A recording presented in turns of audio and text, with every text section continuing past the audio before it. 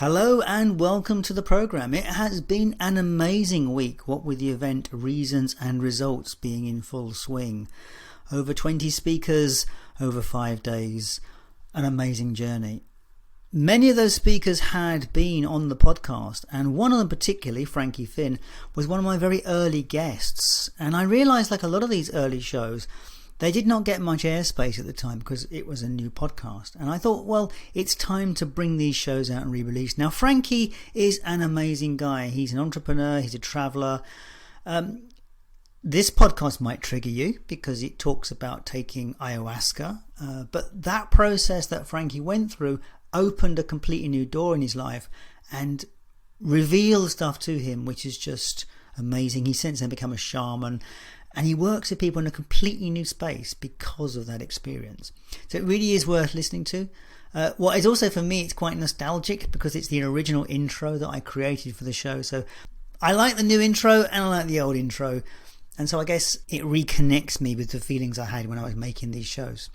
So look, I hope you enjoyed the conversation with Frankie Fihn as much as I did.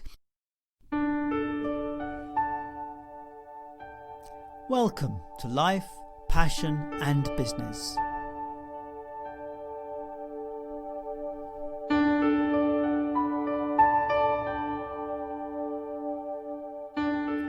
My name is Paul Harvey and I'm looking for answers. What does it mean to be successful?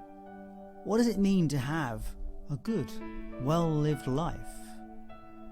This podcast is conversations with people that look like they have it sorted. I am always looking for entertaining guests and spend much of my time exploring LinkedIn, Facebook and Twitter. However, sometimes interesting people approach me, and that's how it was with Frankie Fihn. We met on Facebook and he is a marketing connection, and while I did not know his full story, there was something in what he was saying that caught my attention.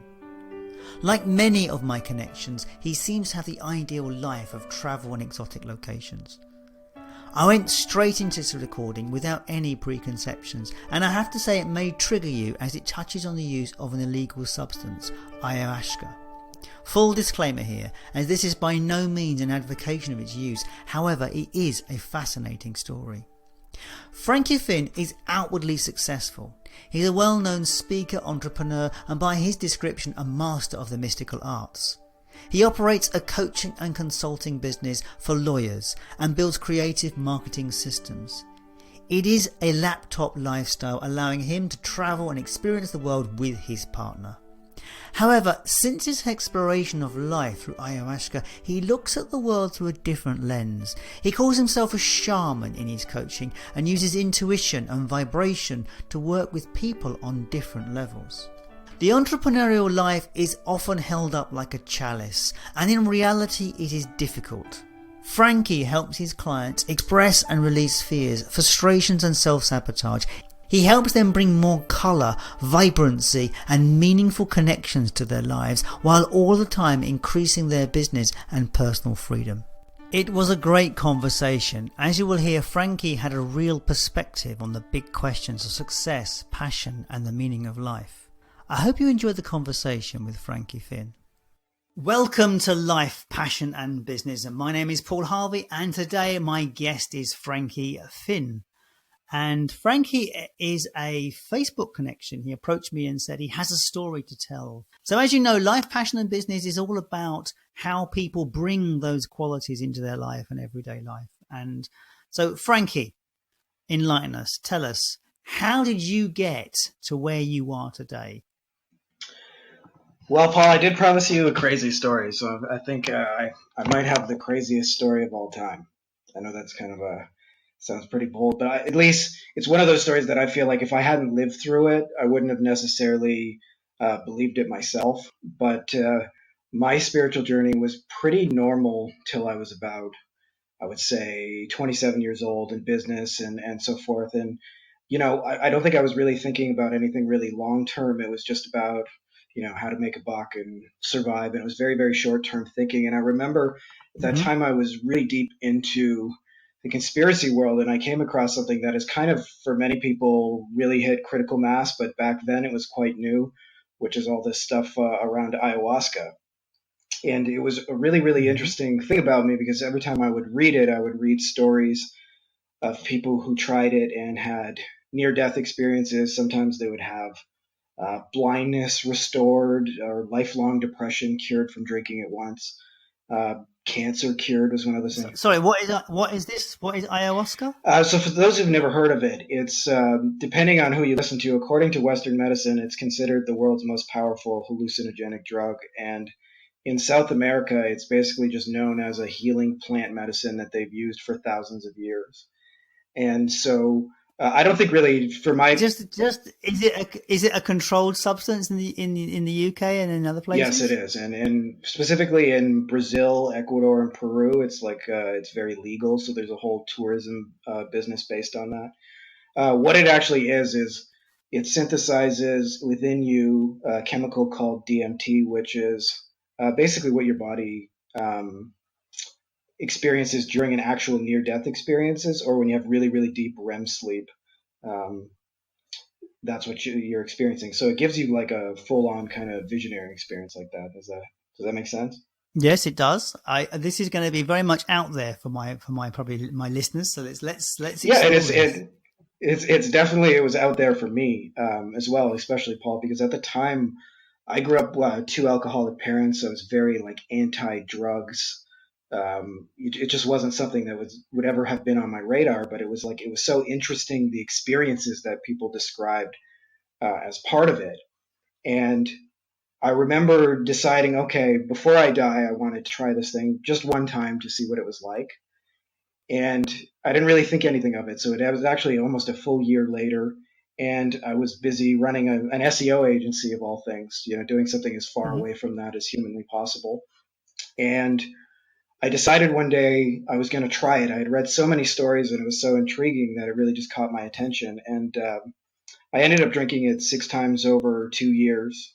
And it was really the third experience that was really, really crazy and kind of changed my life, really kind of altered the course of it permanently. So, what happened for me is um, I took enough and I was sitting there in my own house trying it. And I'd read all these crazy, profound, mystical journeys for people about, like I said, cancer gone and blindness cured and depression gone.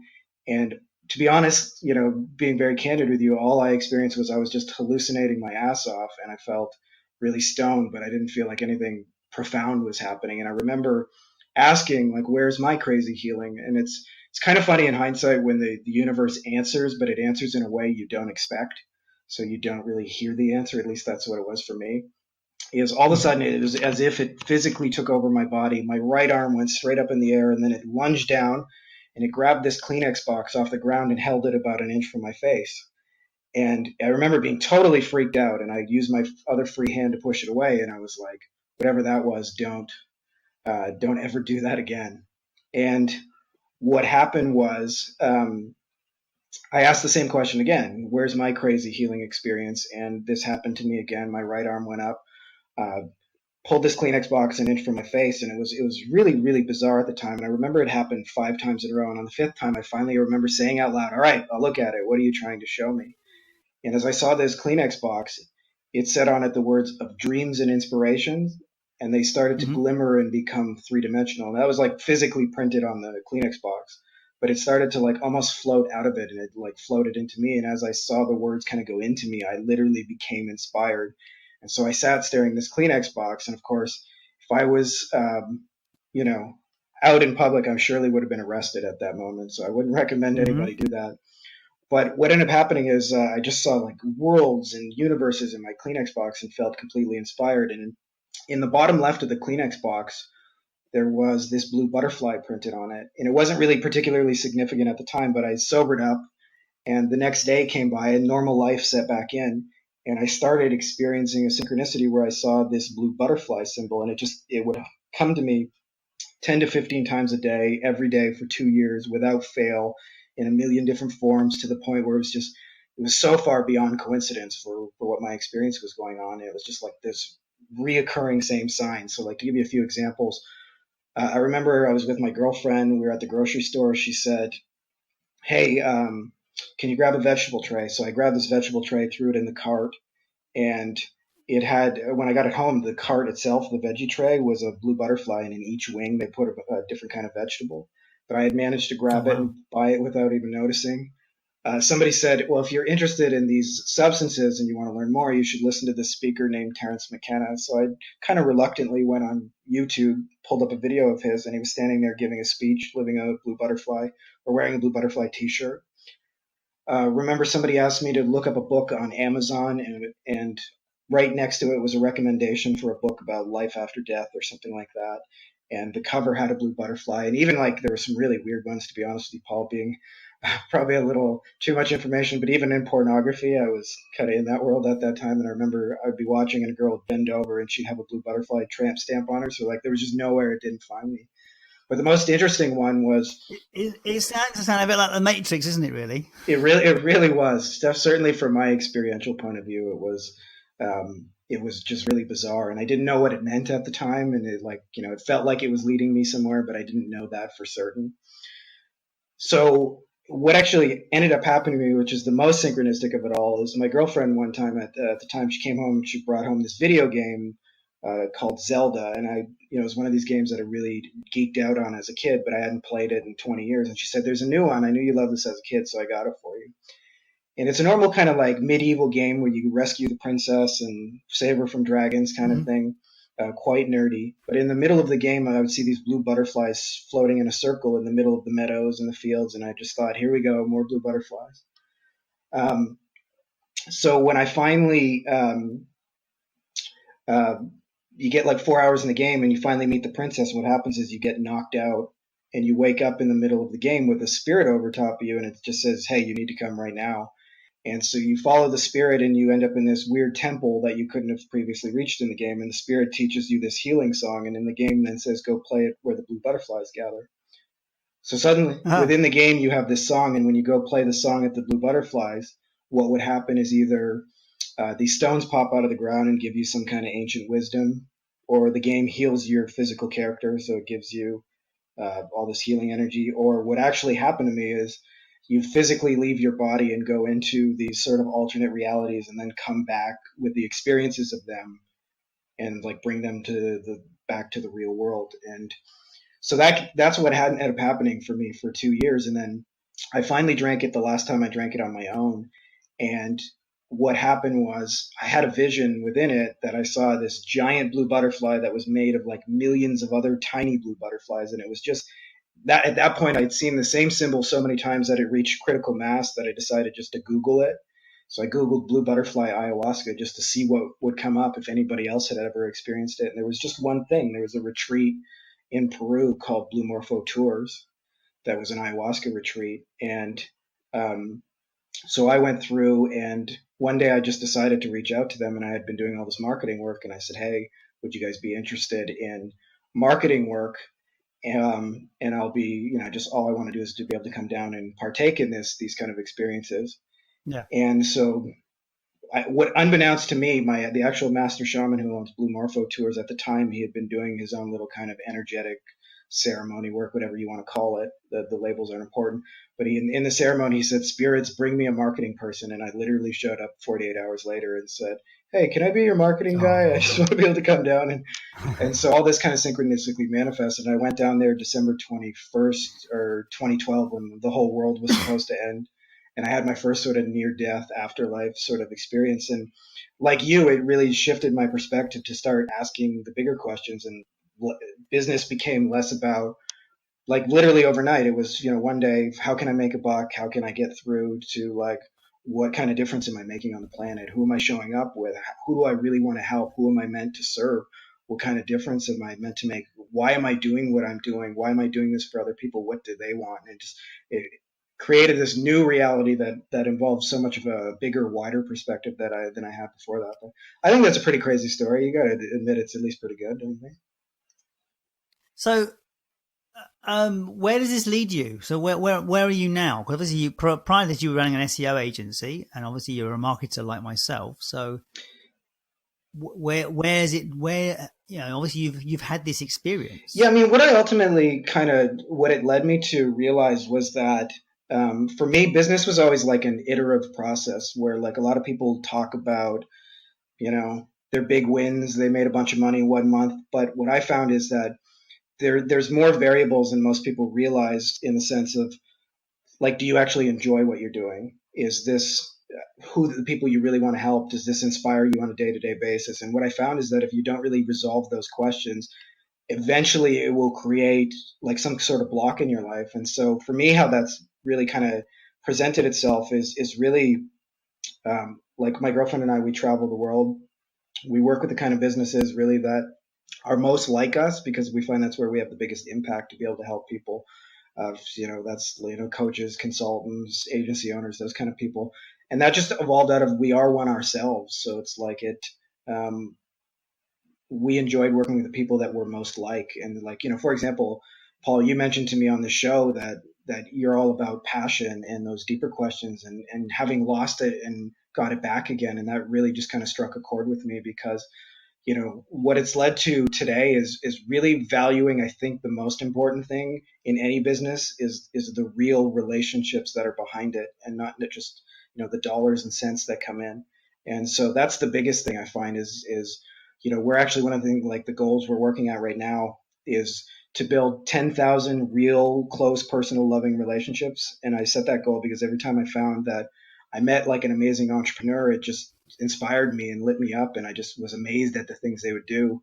But when I would meet sort of everyday people, sometimes it would just blow me away. Like, if you deal too much with the general public and you're an entrepreneur, you'll start to lose faith in humanity at a really fast speed. Um, but when you deal with the people who are like really actively making a change and inspiring it, it's just has such a ripple effect in everything you're doing. So that's what it's kind of led to now, is working with the people that really, our clients are in many ways much cooler than we are. I see. To me, not to take away from your story, what I'm realizing is that I think humanity, or society, or however you want to look at it, is heading to a critical changing point. And I wasn't aware of this until I started actually, because originally Life, Passion and Business were purely simply about my own journey to try and find more meaning in my life. But what I've recognized is, over the last 6 months as I've been running this journey, is that we're now heading to a time where everybody is going to have to start finding meaning in their life, because work is going to change, and it's going to change so much over the next 10 years that where people get their kind of their buzz from, or their juice from, it's just not going to be there anymore. As AI starts to take over so much of our lives, we're going to find ourselves questioning what we're here for. Yeah, I mean, I think it's one of those things that I kind of feel like life will force your hand on it, even if you don't. Because what I've seen is, especially in business in our world, like, a lot of marketers really brag about when they make a bunch of money. And what nobody tells you, that when you actually do that behind the scenes, that often it comes with being completely stressed out about how fast you're growing and cash flow and the employees you have. And it makes you start to question, why am I even doing this if this is making me even more miserable than I was before? And so, a lot of people, when they get into business, I don't think they have those deeper level kind of questions going on. At least I didn't personally, so I can't really speak for everybody. But what kind of comes out of it is that you don't realize that even when you get it, if you've only really thought about one piece or one aspect of it, and you're really not giving back and serving humanity in a bigger way and actually making a difference, that you feel good about yourself when you look in the mirror and truly feel like that what you're doing will carry on, past your own mortality, it's going to leave you unfulfilled in one way or another. And so I think life will kind of push you to do that, because it's really about creating, at least in my mind, wins for everybody, where what you're doing benefits whoever you work with, it benefits the people they work with, and it has a ripple effect in everything you're doing. And so I think, you're absolutely right that meaning is something that life will force your hand on. If you don't have it yet, it'll show you that without it, you're going to have a really, really hard time. Yeah. It is interesting in terms of, it's like, I do wonder where this sits in the world, in terms of, like, it's very easy for you and I to be picky about the kind of clients we work with, so that, because we work in that kind of environment. But there's a big critique at the moment going on in the UK around obesity, because the UK is getting fatter. And there's a campaign that's been happening in Newcastle where they're trying to get the Newcastle as a community to lose £100,000 in weight. And they achieved it this week. There was 12,000 people in Newcastle signed up to lose weight, and they lost £100,000 between them. But one of the big critiques they had was that the food industry deliberately goes out to sell inappropriate food to people. And it is quite questioning, isn't it? Like where that sits in the world, where that's going to sit in the future, because, that is not serving their customers. And yet those companies are in a dilemma because they have to sell food to survive. They have to sell this stuff to survive. And it makes me, that's where I'm questioning about it, is like how those large industries kind of mutate and change. But anyway, that's me on my soapbox. So look, tell me, before you took this elixir, or whatever you want to call it, what was your life like? How did you get to where you are? How did you get to that place? To be honest, it was a really weird life journey. Like I've been working online since, I want to say, I don't know, 2007, maybe 2006. So I don't know, whatever that is, 12 years.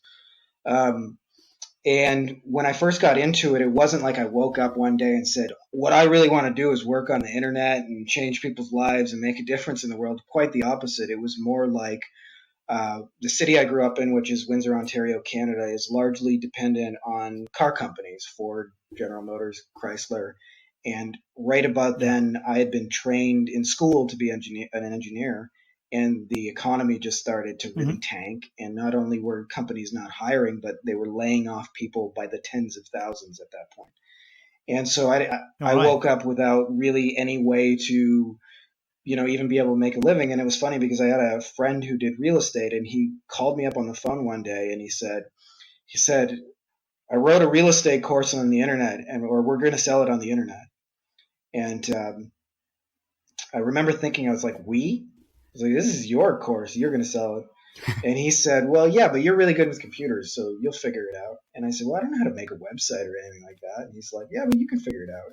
And then he just hung up the phone. And I remember I thought about it a couple of days, and I was like, well, you don't really have anything else better going on. And of course, the promise of being able to, in my mind's eye, of, being able to work from a laptop and travel the world and see places was pretty appealing. So I decided to give it a jump into it. And then when you don't realize when you first get into it, there's more you don't know than you do know. And so I'd probably say the first 2 years I made exactly $0 on the internet. So I remember, I meet a lot of people who say, I've been trying this stuff for 2 weeks. Why am I not rich yet? And I kind of laugh because my own personal journey, I'll still never forget the first day I logged into my email and somebody gave me $47 for a real estate course. It was quite the happy dance. It's pretty embarrassing. I'm thankful I wasn't able to record my $47 happy dance on video. But it was like incrementally inched its way forward. And then what you start to learn as you get more and more of the pieces, that you can start focusing on, being more choosy and being more selective and doing it with more reason and more purpose, and in the place you can make the greatest impact with the least or the most amount of leverage and the way you're going to enjoy it the most. So that's kind of how it's evolved for me. But I certainly never woke up one day and said that, hey, I want to work on a laptop. But I think the more things have changed for me, like the business has grown and we're working with cooler people, and I've spoken on stage all over kind of North America for that. But what's really changed for me is how much it's actually the same. Is that the reasons I got into it in the first place, have stayed the same, is because we still get to travel the world. My girlfriend and I, we still meet amazing people. We still focus every day on kind of making a difference and really kind of living life on our own terms, being able to wake up when we want, to eat the food we want, to connect and work with the people we want.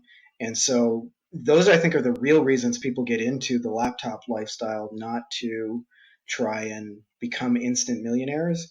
And it's really about that like freedom and flexibility that it provides. And we're really fortunate that we've been able to do that. So I guess in a nutshell, that's kind of how we've gotten to that point, if that makes any sense. So, okay, you were traveling around. So, what led you? So that sounds like an idyllic lifestyle traveling around. But having done some travel over the last few weeks, I can tell you Yes, it has its absolutely. challenges, particularly when you can't get decent Wi-Fi. But hey, that's you know, I can now understand that triangle of Maslow's hierarchy of need with Wi-Fi at the very Yes. bottom. Unless you're an internet marketer, then it's first. Yeah, it's right at the very bottom. Yeah, before anything else needs to be done, you need the bloody Wi-Fi because you can't work. Yeah. But yeah, I know that's anyway. But that's the joke of it. But obviously you obviously had it worked out. So what led you to take this drug, for want of a better word?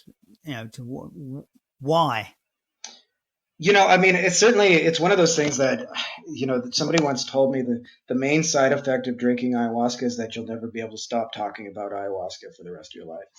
And it is definitely significantly true, but there's an evangelism often in people who think it's for everybody and who's going to save the world. And I personally don't think that's the case. Like, it's one of those things, like, I think if you're called to do it, it's for you, but that doesn't mean it's for everybody. And there's lots of other ways to experience the same kind of healing through less kind of um, intense experiences, and it's just certainly not for everybody.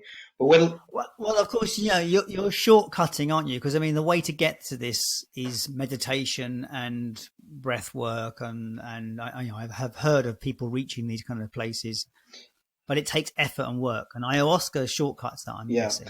yeah, I would say so in some ways. One of the experiences that at least that I've had on it is one of the things that it's done for me is it like just distorts linear time in the sense of like subjectively you experience what felt like to you like 10 years, but you're only a day older tomorrow. And so you just have a lot more time to think about things than most people do. So in many ways, it's like a very, very intense, but like deeply kind of profound meditation. And certainly it can be a shortcut, and a lot of it really depends on how it's used. Like, to me, they're just tools in the sense of, a knife is something that can make a 5-star chef meal. It can also, commit murder if you want. So it's not really the knife, it's the intention of the person using it. And I think that factors in as well. Because one of the things that it at least does for me is like it very much humbles you to just kind of look at the truth of your life as it really is. And so for some people, Mm-hmm. that's an easier process than others. For me, it was kind of difficult to face the parts of self that you don't like, but it ultimately it liberates you in a business sense because you start showing up much more real for people and less putting on fronts and trying to pretend you got it all figured out when in reality, we're all kind of making it up as you go. And you mentioned the amazing thing about travel is like we've had so many beautiful experiences. Ilka and I, we took a road trip from Montreal, Canada, drove 8,000 kilometers down to San Diego, stayed there a couple of weeks. Then we went up all the way to the northern part of California, lived in the San Francisco Bay Area for like 2 months. Then we flew to Hawaii.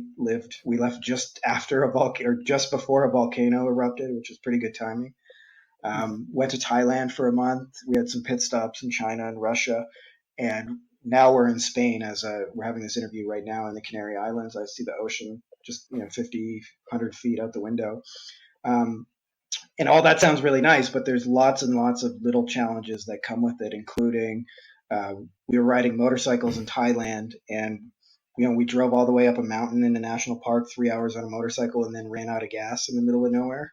And it's not as if you can just call your Mm. insurance company and send somebody. So we actually had to go to this dirt floor hut village, and they sold us Coca-Cola bottles full of gasoline. That was interesting. We had another one that we got a flat tire, had to drive 50 kilometers back on a flat tire. And then one of them, the tires were completely bald Mm. and we wiped out on it. So and that's the normal mode of uh, travel. So, I mean, it's not all rainbows and butterflies for sure. In many ways, we actually have more problems in the sense of, you never know if the Wi Fi is going to work or food's going to be available. And there's just so many little things you don't think of with connecting with people in a different language who don't even understand or think, frame thoughts the same way, and they can't understand what you mean. But I think it's just, having and inviting those problems has been more fun and more interesting for us. So what really led me to it, um, more than anything was a combination of two things, is just a deep inner knowing that that kind of life was possible and possible for me, but that I didn't know what I needed to face within myself to be able to make that real. And then secondly, to be honest, is the stories I read were just so persuasive. Like it was, yeah, I remember at the point where I just said, okay, I can't die and not know what that experience is like, so I have to try it at least one time and find out. And Right. um, Right. so, it wasn't like a decision like I was going to become involved in this world. I've since, become a shaman who actually helps people administer and guide through these kind of journeys, which can be done with and without substances. So it's not something people have to do if it's not their thing. But having said that, is to be honest, it was just really kind of seductive in the fact that like could one really take an elixir as you put it and actually have like a near death experience? Like, is that really possible? And so I kind of volunteered myself as the guinea pig. And then the other thing that kind of put it over the edge for me was when I realized that it's a substance your body makes naturally, and it's not something people typically overdose on. So you can think you're going to die, you can feel like you're dying, you can experience what at least feels to you experientially like death, but you're going to wake up tomorrow in your bed and you're going to be okay. So that kind of put it over the top for me as well. So, okay, from your new perspective, what is success? That's such a good question too, because I think when most people think success, at least certainly I did in the beginning, is very like material trappings, and it's like, Yeah, we were all told that. yeah, We were sold that dream, weren't we? We were told that success exactly. is the car, the house, the girlfriend, the family, the pension scheme. We were told this is I success. couldn't agree more, and certainly that's the vision I had for myself as well. And it wasn't until I really started to experience like my first sort of monetary success online, and when we started having like $50,000 months and above that, that I found myself being miserable and more stressed out and more scared than I was before I was doing it. So like one of the things that happens is when you have a whole team in place and you don't really know how much money is going to be there from month to month, now you're not only responsible for your own paycheck, but now you got to feed 10 other people or 20 other people, and they all depend on you for their Mm, livelihood. And you're worried yeah. that if you don't have another $50,000 month next month, that you're not going to be able to pay them and you're going to have to, leave somebody out on the street. And so it really kind of uh, changed that for me. But what I realized, I guess, is I heard somebody's definition. One of my mentors who said success is doing what I want, when I want, with who I want. And for me, I feel like that's the best definition I've ever had, because it's been very interesting. Is one of my close personal friends is an entrepreneur who's 24 years old, travels the world, and he has three companies that are doing a total of 50 million a year. And from a material point of view, he like literally makes about as much money as Jesus does in any given week. And um, but what's interesting is we traveled the world together and went a few different places, and he literally only carries half a backpack with him. He only carries one card, one phone. He has an apartment that has about 10 books in it, and that's it. Otherwise, it's completely empty. And he had a giant, giant mansion on the beach, and he found it was just too much work, too much upkeep, and he prefers simplicity. And yet his financial goals as he goes get bigger and bigger each year. So he's at, doing 50 million. He's set out to make 100. And you start to realize as you deal with those people is that when you're at a point where you're doing 50 million a year, 100 million a year is not going to change your lifestyle at all. Like it makes literally no difference to how you live. He's not staying at a nicer hotel or eating a fancier breakfast. It literally is all the same to him. But what it is for him is he wants to make the biggest difference. And that really comes down to me, like those three things: doing what you want, when you want, with who you want. And I think when I first started, my just the real measure of success to me, I guess, if you could put it into one thing, is how you spend an average day. Not how you spend the high points and the really successful moments in your life, but how do you spend the boring time when nobody's watching you? And, when I first started this journey, my life started in the worst possible way with an alarm clock going, and, and then you wake up and you race, and it always feels like time is against you because you're rushing to get somewhere so you can rush and go do some things. And then that's kind of how everything started for me. And it just felt really uncomfortable. And now, my girlfriend and I, we wake up really whenever we feel like it. We go to sleep whenever we feel like it, and we eat when our bodies feel hungry, and we talk to the people that really most inspire us and want to talk to us. And it's really about having the choice to do that. And sometimes, that doesn't mean it's easier. In fact, in many ways, it means it's harder. Like we have some days where we work till 4 in the morning, like nonstop from the time we wake up till 4 in the morning.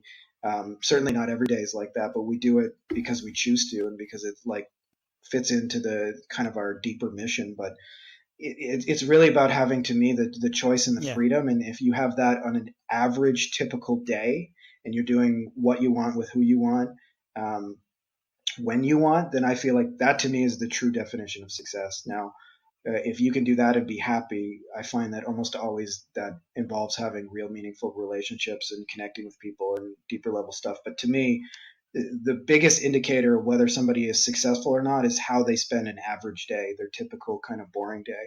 And the more things they're doing that, are of their own choice, where they're taking responsibility for their life, that's to me what success has really changed or evolved to, and how I understand it now. That's a good answer. That was So passion for you, clearly you're passionate about what you do now, passionate about working with inspiring people. I think that's what you said. yeah. Is there any kind of tip you have for people who think have lost their passion? How do you find passion if you've lost it? And if you've never lost it, you're never going to know. But I'm just curious if you had an answer to that. Yeah, I mean, the best thing that's helped me, and I certainly don't have all the answers on that as well, and I don't think anybody does, to be quite honest, but what I've learned with it is, I remember one time I was working in the lawyer niche, and I was at the really big annual conference. I was a speaker there, and the headline speaker was a famous American football quarterback named Joe Montana. And I really didn't think I was going to learn a whole lot from American football quarterback. Just thought, what's an athlete going to say that's really all that profound? I throw a ball, I throw it really well. And it was interesting. He said he believed the way you did one thing was the way you did anything. And he said, so what most people did is the big event in American football is obviously the Super Bowl. And what he said is most people, they practice every day, and then the Super Bowl comes up and they try and turn it on and suddenly be inspired and be passionate and play their best and live up to it. And he said, you can't do it then. So for him, what it meant is, he said every single day he practiced the Super Bowl. And he said, by the time I got there, I had done it 10,000 times. And I had been practicing the Super Bowl every day I practiced. So when I showed up at practice, I was winning the Super Bowl. When I threw the ball on first down, I was winning the Super Bowl. When I was marching down the field, I was winning the Super Bowl. And he said, so by the time I got there, my life had already been that. And so it was just a representation of all the little things I had been doing up until that point. And I think the biggest thing is that people look for a really big life passion in a big sense, and they don't realize that it's a culmination of about 10,000 little things. And so it's like, are you eating something you really enjoy? Is it going to make you healthier? Are you around people that make you feel good? How do you wake up in the morning? Do you like the bed? Is it a nice, comfortable pillow you're sleeping in? What are the thoughts you're thinking of as you're doing these things? Are you in a place in the world where um, you're feeling inspired? The interesting thing is that entrepreneur I mentioned earlier, who we traveled the world with, who is doing 50 million a year. The one thing he spends on is he expends on really high end, crazy ass expensive hotel rooms. And he says, like, it helps just inspire him to look out and have a beautiful view wherever he is, and to be in supremely comfortable spaces. So he won't spend on food or shoes. He's been wearing the same backpack for 20 years, but then he drops $5,000 a night on a hotel. And so I think it's like one of those things that it's really like, if you're looking for passion in a big sense, find it on all the little things. Find reasons to be passionate about little tasks that you're doing.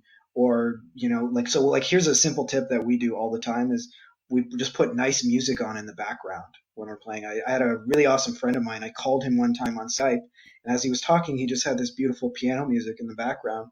And I was like, what's up with that? And he said, oh, it just helps me work more relaxed and more peacefully. And I never really thought about that. And I was like, that's a good idea. So we've started listening to music as we do it. We put on incense and have nice smells, and we work comfortably, and we lay down, and we're connecting with people we want, doing work we want. So it's not any one thing. It's a lot of little things. Like in the background here, my girlfriend has some nice photos of us. There's a couple little cute stuffed animals, some flowers we have, a picture of Mother Teresa on the wall. and the ocean's out my window, and it's not any one of those things per se that makes me feel passionate, but it's a lot of little things. And I think most people get it wrong because they're trying to discover their life purpose in one big grand realization, and that's such a hard thing to do. And I think it can start with something as small as, like, what are you going to have for breakfast that makes you passionate? Because if you're eating food sort of um, mindlessly, then you can't suddenly, as Joe Montana says, turn on the Super Bowl. You're gonna have a hard time doing that unless every day and every moment is your Super Bowl. And so that's my biggest thing, is just like, look at all the little things you're doing and start to take ownership of those and see how they can be more fun and more interesting. And when you do that, That's a really good answer. It's a really good answer. So I always give people this opportunity. It's a question I give everybody, and the reason I give it to them is so that, because once we put the phone down here, I don't want you to go, "Oh, I wish I'd said so." yeah. So the question I always ask people is: there anything that I should have asked you that I haven't? That is a good question.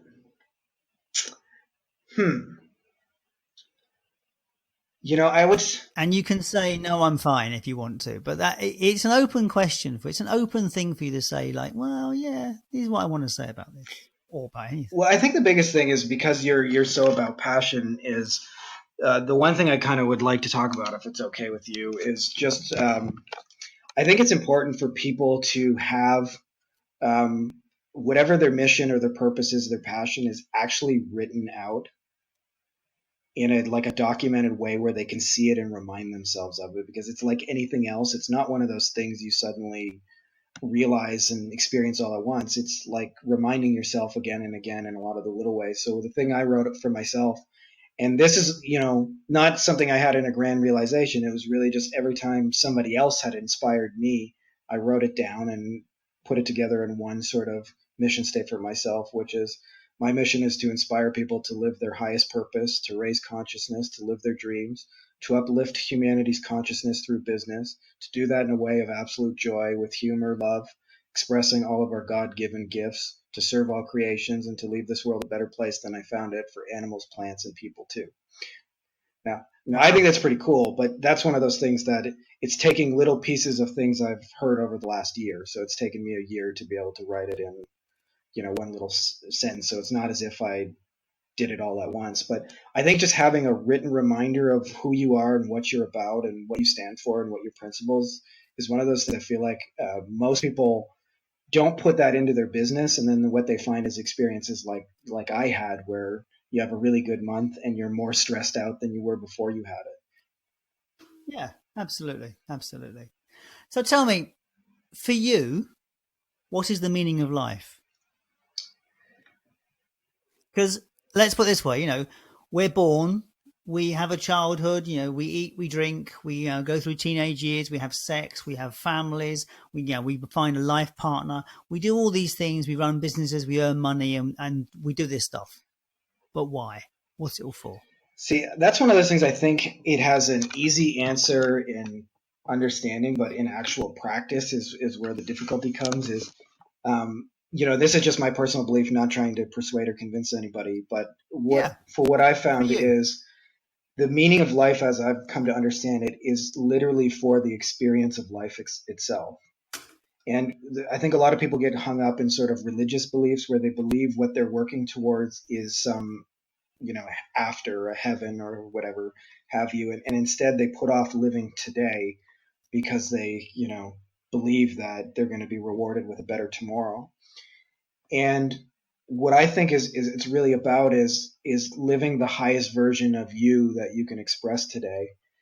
The tricky part of that, I think, is when you think about who am I really and what do I really want, what do I want to do it, why do I want to do it, those generally aren't easy things to answer through your experience, and they take a lot of trial and error. And I think the meaning of life, at least as I understand it right now, is to really, to me, is to make the biggest difference both for yourself and the people around you that you truly care about. And that and what I found is a lot of times the experiences you've already had are in some way or form beneficial to other people who are 5 or 10 steps behind you on the same journey, and they have, a lot of similarities.